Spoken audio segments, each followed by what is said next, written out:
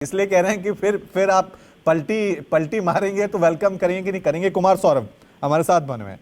कुमार सौरभ, क्योंकि अभी तो आप एनडीए के साथ मिलकर चल रहे हैं और सीटों को लेकर चर्चा चल रही होगी, लेकिन नीतीश कुमार आएंगे तो आपका कोटा भी कम होगा। क्या वेलकम करेंगे नीतीश का?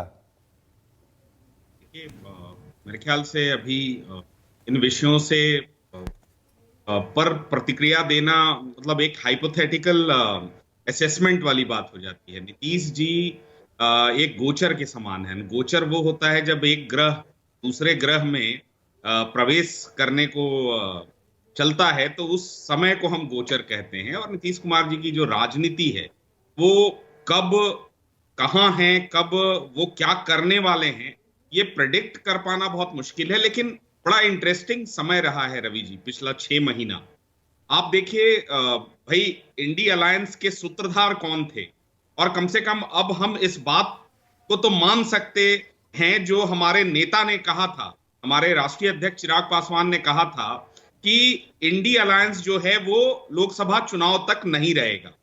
और मैं ऐसा इसलिए कह रहा हूं कि आज कम से कम जिस प्रकार की चर्चाएं मीडिया, सभी मीडिया हाउसेज में है, उसमें हम कह सकते हैं कि इंडी अलायंस के सूत्रधार जो है वो अब एनडीए की ओर आने के लिए बेचैन है, बेताब है।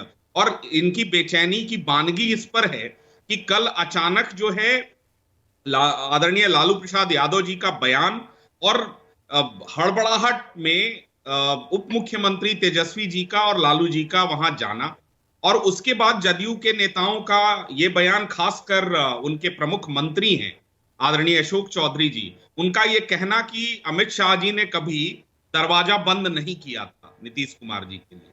तो इस प्रकार के जो बयान हैं वो ये कह रहे हैं। और देखिए, मेरा ऐसा मानना है कि नीतीश कुमार जी ने एक इंडिकेशन उसी दिन दे दिया था जब जदयू के राष्ट्रीय अध्यक्ष और भारतीय जनता पार्टी और विशेष रूप से प्रधानमंत्री और गृह मंत्री जी के पर सबसे ज्यादा हमलावर ललन बाबू की छुट्टी जब रातों रात हो गई थी। और आपको याद होगा 2 घंटे पहले तक महागठबंधन के लोग और विशेष रूप से जदयू के लोग डिनाई करते रहे कि नहीं, ललन बाबू के साथ कुछ ऐसा नहीं है, मीडिया के लोग बना रहे हैं, भारतीय जनता पार्टी जो है वो प्रोपेगेंडा फैला रही है, एनडीए के लोग ये अफवाह फैला रहे हैं। हुआ क्या? ललन जी की छुट्टी उस बात की तस्दीक थी कि भारतीय जनता पार्टी या प्रधानमंत्री जी और आदरणीय गृह मंत्री जी पर हमलावर ललन सिंह नीतीश कुमार को मंजूर नहीं थे। और आपको ये मंजूर है नीतीश कुमार? क्योंकि वो आएंगे तो आपकी सीटों में ही, उस कोटे में ही कमी होगी। भाई, इससे देखिए, मुझे ऐसा लगता है कि एनडीए का जो दायरा है वो बहुत बड़ा है और शीर्ष नेता और शीर्ष नेतृत्व जो हैं वो इस बात पर बिल्कुल आशान्वित हैं। देखिए, नीतीश कुमार जी अगर आते भी हैं तो नीतीश कुमार जी की जो स्थिति 2014 या 15 या 19 या 20 में रही है वो अब नहीं है।